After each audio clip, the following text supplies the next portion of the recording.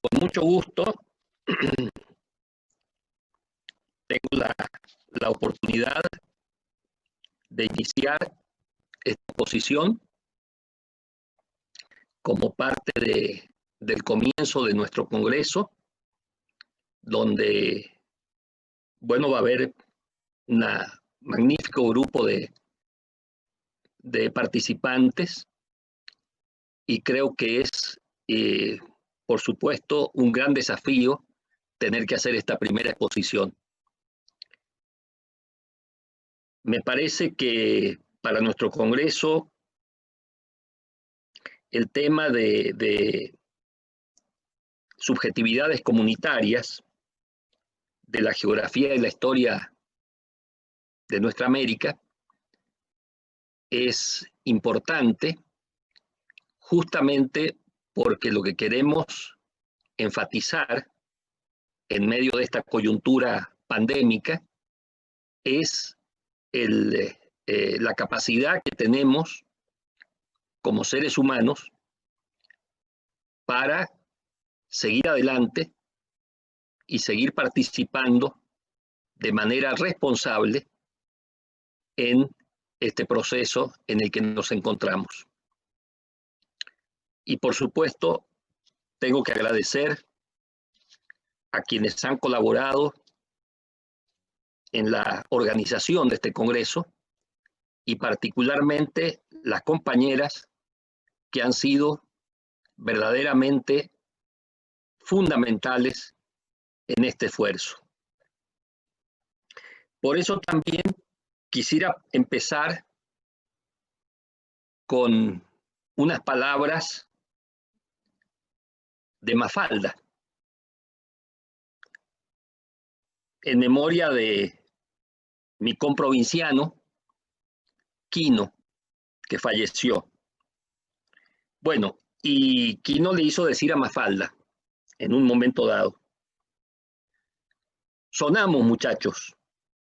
Resulta que si uno no se apura a cambiar el mundo, después es el mundo el que lo cambia a uno.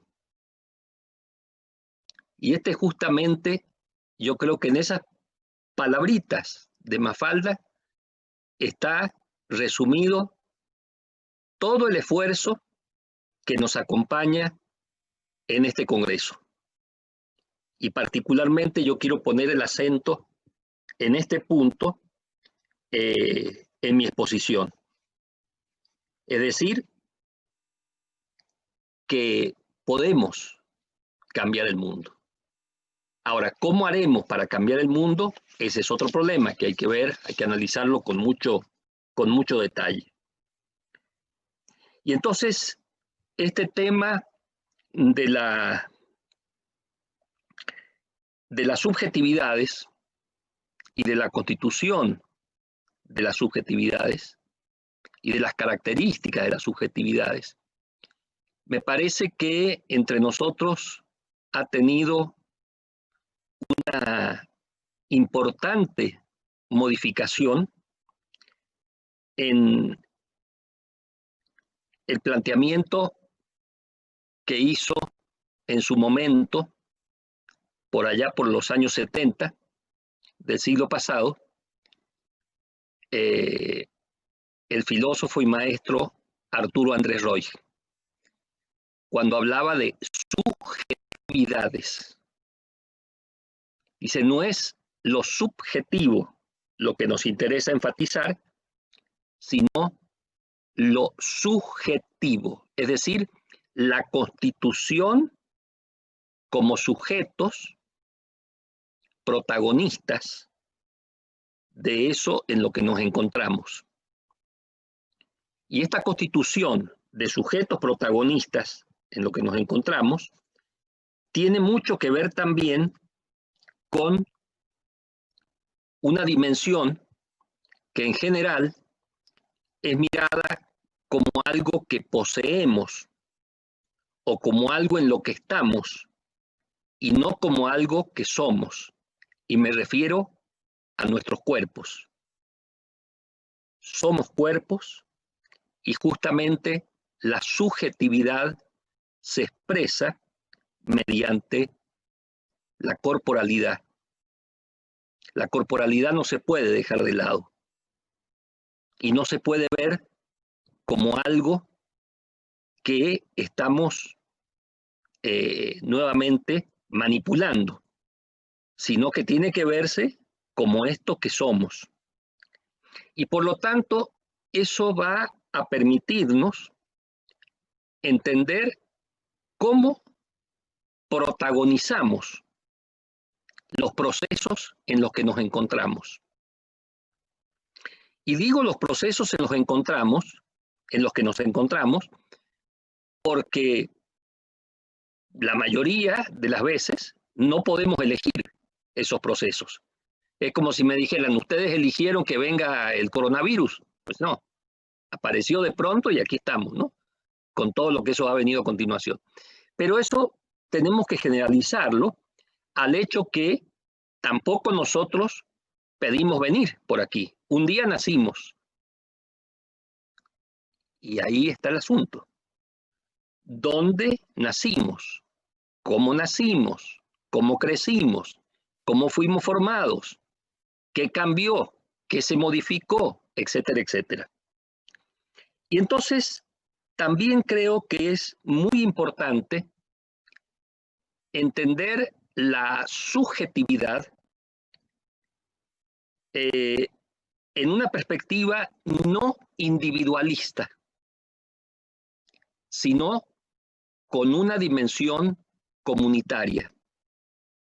Eso no quiere decir que estamos haciendo una especie de idolatría de la comunidad o convirtiéndola en una especie de comunidad ideal. No, no, no. Simplemente que nunca, y tengo que decirlo así, nunca hay un desarrollo individual, completamente individual, aislado de todos los demás. Y para eso, bueno, podríamos volver de nuevo a hacer referencia al, al nacimiento. Si naces y no hay nadie ahí alrededor, pues se acabó.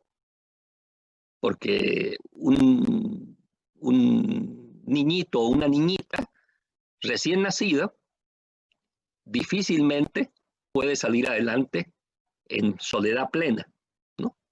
Entonces, dicho esto, conviene, me parece, centrarnos en la relación muy importante entre espacio y tiempo. Nacemos en un espacio y nacemos en un determinado tiempo. Y nos vamos desarrollando, creciendo, también en diferentes espacios y en diferentes tiempos. Por lo tanto, también aquí me parece que es muy importante no separar espacio de tiempo. Porque en general, bueno, se habla así, hay cambio de tiempo, pero el espacio es el mismo. Bueno, perdón, pero si volvemos al pueblito donde nacimos, y cuando han pasado 30 años, no me diga que es el mismo pueblito, porque las cosas cambian. Entonces, ahí hay una articulación que tiene que ser atendida con mucho cuidado, con mucha responsabilidad. Y eso nos lleva de la mano, diríamos, a tomar en cuenta la relación entre geografía e historia. Porque en general también se hace el mismo planteamiento. La historia cambia, pero la geografía es la misma. Por favor, hay que ver con mucho detenimiento y con mucho detalle eso. Porque va habiendo cambios en ese sentido y son cambios que son muy importantes. Ahora,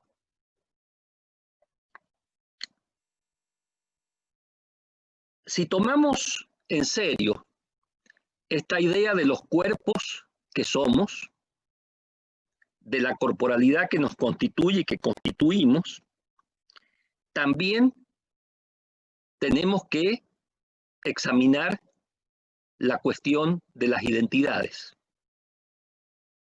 Cuando se habla de identidad, ¿sí? Generalmente tenemos muy claro esto de yo soy. Bueno, yo soy. Y el que fui y el que seré, ahí hay que verlo también con detalle, porque no es siempre igual. Además, ni siquiera es como alguien en algún momento lo planificó. Podía uno pensar que iba a ser de determinada manera y resulta que con el paso de los años se ha ido transformando y aparece de otra manera. Entonces, esa parte es muy importante, porque a su vez, esa parte, pensada así en términos de las personas, ¿sí? Sin embargo, nos conduce, me parece que de manera directa y sin que se pueda eludir la temática, a la dimensión de la geopolítica. ¿Por qué? Y porque política se hace en un determinado espacio y se hace a su vez en una determinada historia. Por lo tanto, en un proceso espacio-temporal, ¿sí? O geográfico histórico, ¿sí? Y esta es una situación verdaderamente importante y que tiene que ver con una serie de aspectos en los cuales voy a tratar de detenerme. Pero primero quisiera insistir en esta idea de la identidad como construcción y no como algo dado y que ya no se puede cambiar, como si fuera un castigo que recibí. Bueno, así salí y ya. No.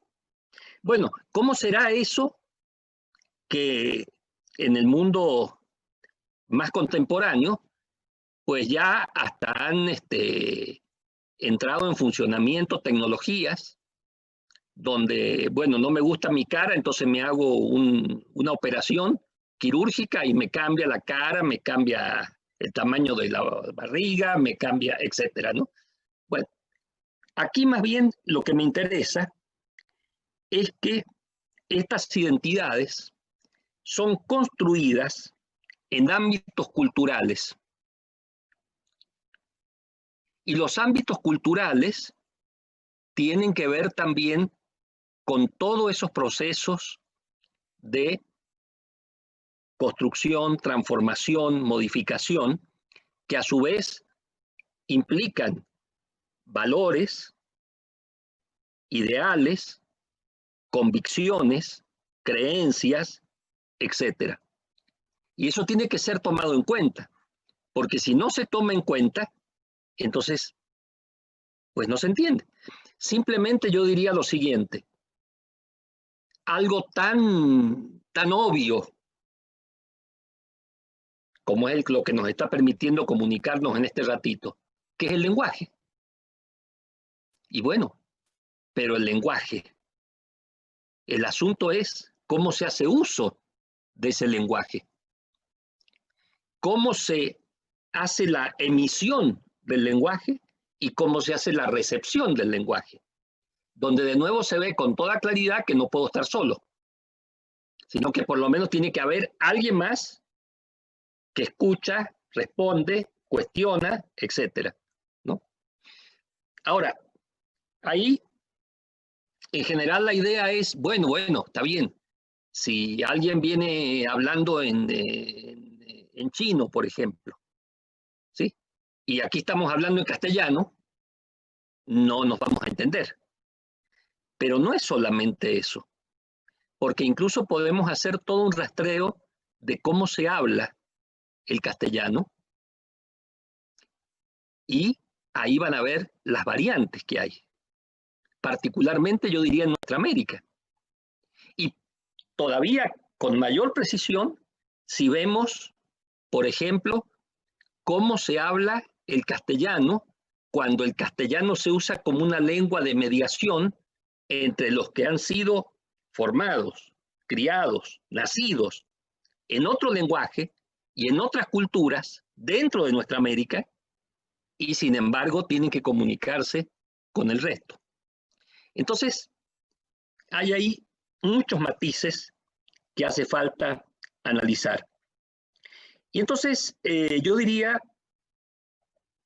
que una problemática o un conjunto de problemáticas muy importantes para la temática que nos convoca en este Congreso tiene que ver con migraciones, exilios, destierros, transtierros, ¿no? Para usar la terminología de José Gao, ¿no? Los transterrados. Bueno, ahí hay cantidad de cosas que tienen que ser examinadas con mucho cuidado, porque el problema es en qué medida seres humanos, personas, cuando cruzan una línea de frontera, pueden dejar de serlo y se convierten inmediatamente en objetos, salvo que lleven un papelito. Y entonces el papelito es el que lo hace humano. ¿Sí? Tiene que ser una visa, un pasaporte, un no sé qué, un permiso, etcétera, etcétera, etcétera. Entonces, ahí hay una cuestión muy importante que examinar. Pero a la vez, hay también todo lo que tiene de aportativo y de creativo el trasladarse de un lugar a otro. Inclusive yo diría, eso se puede experimentar al interior del propio país. Aquí en México, no es lo mismo vivir en el norte que en el sur. Y hay múltiples diferencias que analizar con mucho cuidado, que tienen que ver desde hábitos, tiene que ver con un detalle sumamente importante que son las comidas. Todo lo culinario está relacionado con eso. Tiene que ver también con formas de educación, con formas de salud, etc. Pero imagínense, si ampliamos el espacio más allá de México, wow. Si me voy para el norte a visitar a Donald, es otra cosa, ¿no? Y además, en los Estados Unidos, no es lo mismo estar en Miami que en New York. Entonces, eso hay que examinarlo bien. Y además, puedo seguir para el norte y me voy a Canadá y de pronto tengo que estar hablando en inglés y en francés. Y hay muchas variantes allí. Entonces, interesante, porque a su vez estos cambios de territorio, de lugar, etcétera, permiten el desarrollo de posibilidades que uno no conocía con claridad. Bueno, en mi caso, por ejemplo, yo soñaba con ser alumno de la UNAM y nunca me imaginé que iba a llegar, bueno, pensaba que a lo mejor como becario podía llegar a la UNAM para estudiar en la UNAM. Y nunca me imaginé que iba a llegar a ser profesor de la UNAM. Ahí está. Eso tiene que ver con esas experiencias extrañas y que tienen muchos detalles, muchas aristas de lo que mencionábamos antes, de las migraciones, de los exilios, etcétera, ¿no? Bueno,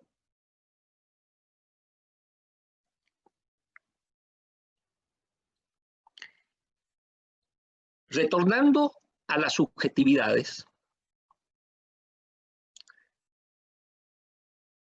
un punto que me parece muy poco examinado en diferentes,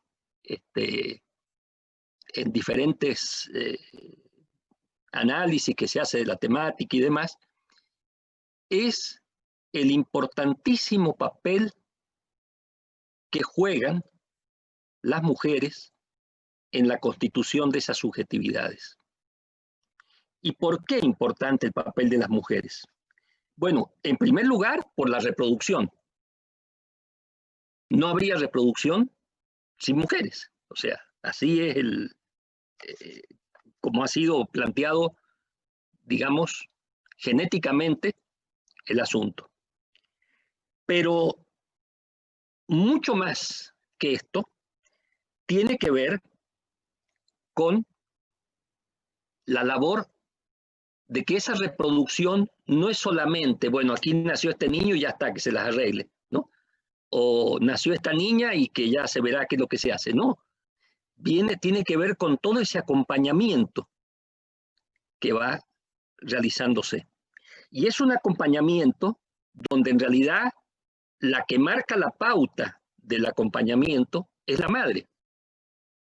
¿Por qué? Porque en general el padre se va, viene, no sé qué, y la que se encarga es la mamá. Esto no quiere decir que las mujeres hayan quedado reducidas al hogar. En este momento, y analizado también históricamente, el trabajo fuera del hogar ha tenido un peso muy grande.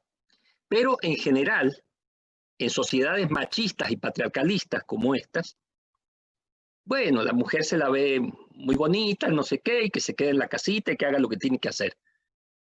Y sin embargo, aquí lo que hay que ver es este potencial de transformación que es verdaderamente en general la mujer quien lo impulsa. ¿Por qué? Porque es la que se está encargando desde el inicio de estos seres que han llegado a este mundo. Y entonces es una tontería que pierdas el tiempo portándote así. ¿Por qué no haces esto otro? ¿Cómo? ¿Y yo puedo hacer eso? Sí, claro que lo puedes hacer. Entonces, justamente la mamá que dijo eso. O a lo mejor son las hermanas. O a lo mejor son las amigas. O a lo mejor son las novias, etcétera, ¿no? Pero si se desaparece, diríamos, del escenario las mujeres, todas estas posibilidades de desarrollo de la subjetividad de manera comunitaria y de manera propositiva para verdaderamente ir construyendo alternativas, me parece que quedaría absolutamente eliminado. Incluso, si se analiza históricamente, en nuestros países machistas, patriarcales, etcétera, donde se habla de héroes y en general las heroínas no existen, cuando uno se pone a analizar la historia, empieza a ver la importancia que tuvieron mujeres de manera decisiva. Y podríamos ir país por país, región por región, zona por zona, y eso va entonces mostrándose con claridad. Esto entonces nos está exigiendo una manera de, diríamos, afrontar la relación o las relaciones de género de una forma, yo diría, en principio, más respetuosa y de mayor reconocimiento, porque eso es lo que está en juego. Además, no podemos olvidar la dramática situación de los feminicidios. Creo que en promedio, en último tiempo, en México han sido 11 mujeres asesinadas por día. ¿Y sobre eso qué se dice? Hablamos de la pandemia, del virus, no sé qué, pero no hablamos de esta temática tan importante. Entonces, esto, insisto, forma parte de un punto nodal, de un punto central de los análisis que tenemos que hacer y del desarrollo de nuestra reflexión. Y a su vez, hay que tomar en cuenta esta dimensión del cuidado como un reconocimiento de que formamos parte del todo.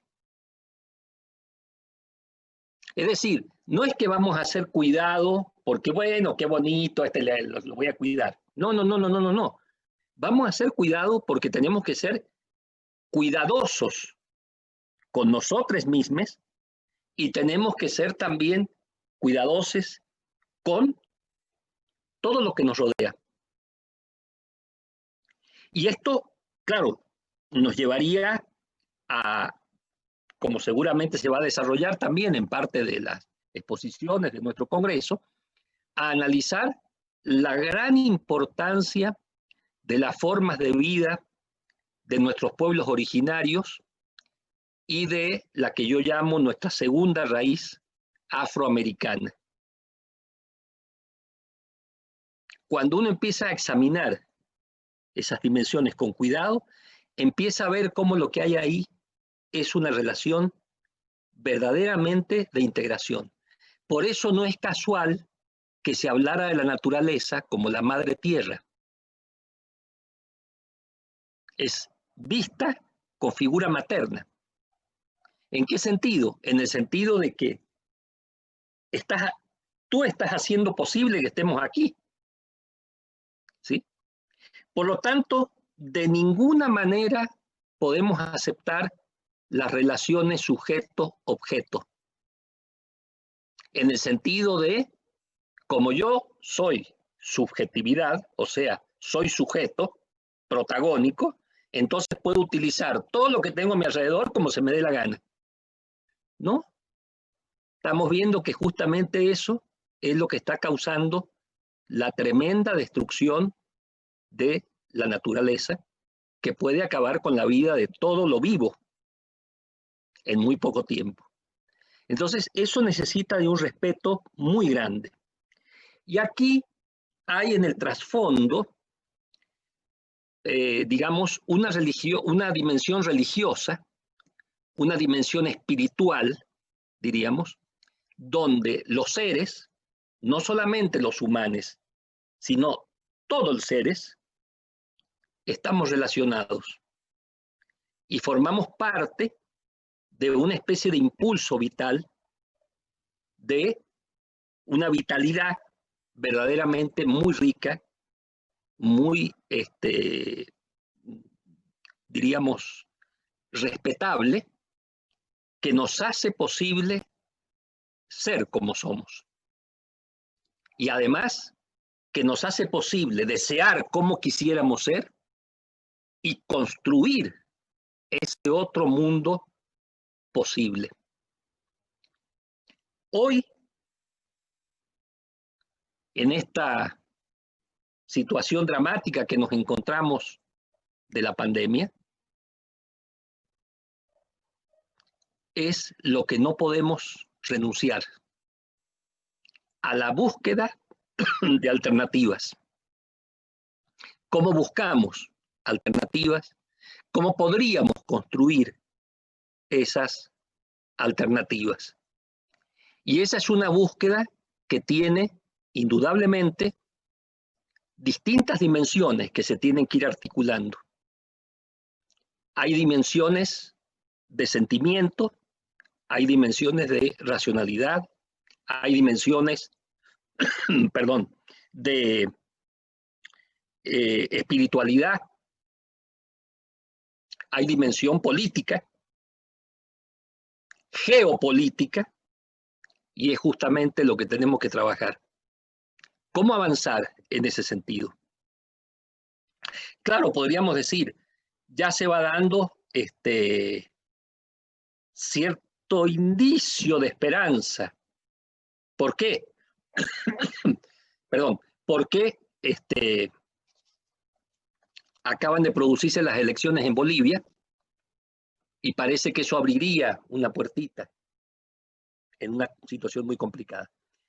Pero es mucho más lo que tenemos que trabajar. No basta con eso. Hace falta trabajar en intensidad todo lo que nos está rodeando y viendo en el día a día, en las coyunturas, en las situaciones específicas, qué es lo que se puede hacer, cómo se puede avanzar y cómo podríamos impulsarnos hacia adelante. Para eso hace falta reconocer el potencial que tenemos y elaborarlo. Y para poderlo elaborar y para poderlo desarrollar, no lo podemos hacer de manera individual. No es aquí apareció un loquito que dice, ay, sí, se puede hacer esto, no sé qué, y ya está. No. Esto tiene que ser hecho en equipo, en grupo, en trabajo comunitario, en darnos cuenta de las variantes que ha habido, cómo cada una y cada uno hemos ido modificando nuestro modo de ser y cómo nos encontramos donde nos encontramos. Bueno, esto creo que es lo poquito que yo podría aportar en esta exposición inicial, esperando que la semana en que nos encontramos nos ayude justamente a desarrollar este debate con amplitud y poder hacer propuestas muy importantes. Muchas gracias.